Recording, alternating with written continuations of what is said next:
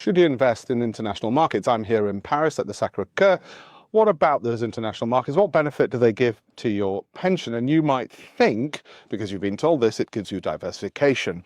Well, that used to be true because different countries move in different economic cycles, and so you felt that, well, if one country isn't doing so well, at least you've got some diversification with others. Or you might even think that some maybe emerging markets are just going to do nothing but grow. Of course, all of that's been proven wrong time and time again, year after year. And of course, this year or this decade might be different, we may think. And you're looking at this beautiful architecture, I'll tell you why people are wrong about international diversification. First of all, there's a high degree of correlation between different markets.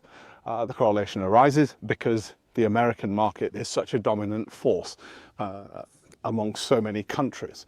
And so what happens in the Chinese market and what happens in the Vietnamese market is correlated highly to the American market. So you don't get the diversification benefits you thought.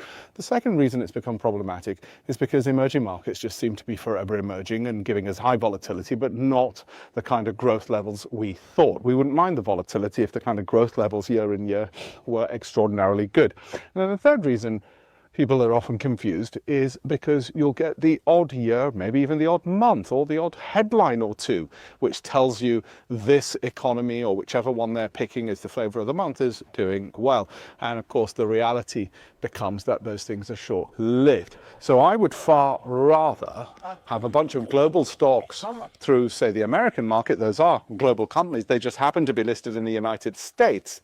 And the prejudice people have, thinking that, oh, they must be American companies, when of course even 50% of their revenues are often from abroad, means that it's a lot more sensible for me to have those companies and be diversified globally across revenue streams, regions, and stability, of course, which is what I really want in exchange for the growth that I get in any event. So don't just go for the marketing spiel thinking, oh, it's foreign, therefore must be a good idea to diversify.